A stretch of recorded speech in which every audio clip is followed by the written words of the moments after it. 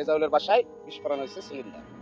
আসলে দেখলাম যে আসলে কি সিলিন্ডার অক্ষত আছে, কি বিস্ফোরণ হচ্ছে এখন আমরা বুঝতে পারছি। এটা তদন্তের দরকার, তদন্ত করলে বোঝা যাবে কি। সর্বপ্রথম ভাবছি হয়তো বা ট্রান্সমিটার বাস্ট হয়েছে। এবার কাছাকাছি এটাতে ট্রান্সমিটার দেখলাম না ভালো আছে, ডান দিকে খেয়াল করে দেখি যে বাড়ি মানে পুরোটা উড়ে গেছে। দুইটা বাচ্চা এই যে এখানে এখানে এই পর্যন্ত মনে হয় চাপা পড়ে গেছে। শুধু বলতেছে কাকা বাঁচান, কাকা বাঁচান, এই কথা বলতে ওই দুটা যখন আমরা উদ্ধার কাজ শুরু করছি তখন উপর থেকে একটা এই যে এই উপর থেকে একজন এসে আমার আর আমার পাশের এক বন্ধুর মানে দুইজনে গায়ের উপর থেকে এসে পড়ছে। এখন আম গাছের ডালে বেঁধে ছিল, তাই যে বাথরুমের ছাদের উপর ছিল এটা বলতে পারবো।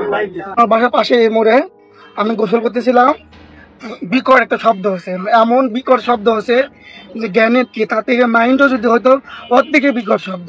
আমি আসে দেখি যে দুইজন মহিলা আপনার এদের পাশে এই জায়গায় মাটি তলে চাপা পড়েছিল, কিন্তু বুক হিনে এইটুকু বের হয়েছিল। ওরা আমরা কয়েকজন মিলে, ভাই ছিল কয়েকজন মিলে, আমরা টাইনে বের করে এগুলো টান দিয়ে তাকে আগে মেডিকেল দিয়ে পাঠানো হয়েছে। তারপর এগুলো উদ্ধার করছি।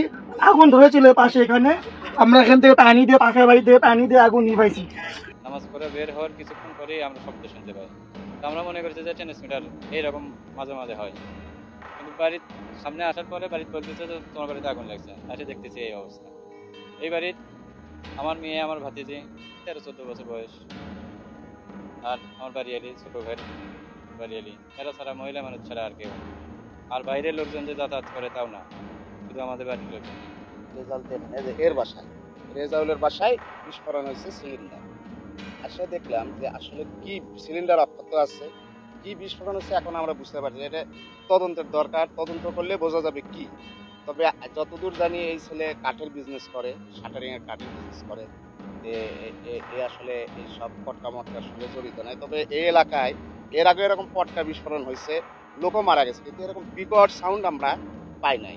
এবারে এটা আসলে ব্যতিক্রম কি সাউন্ড, এটা অনেক জোরে সাউন্ড। চেলোপাড়ার লোকজন জেনেছে, ঠনঠনিয়ার লোকজন জেনেছে, জলেশ্বরীতলা মানে বগুড়া একটা মানে এই ইয়াটা বিকট আকার ধারণ করছে। এখন এটা প্রশাসন আছে, বিভিন্ন সংস্থার গোয়েন্দা সংস্থার লোকজন আছে, তারা তদন্ত করে আমরা জানতে পারবো। আমি কিন্তু ওইভাবে বলতে পারবো না যে এখন কি হয়েছে। আমি আপনারা যেভাবে দেখছেন আমিও ঠিক তাই।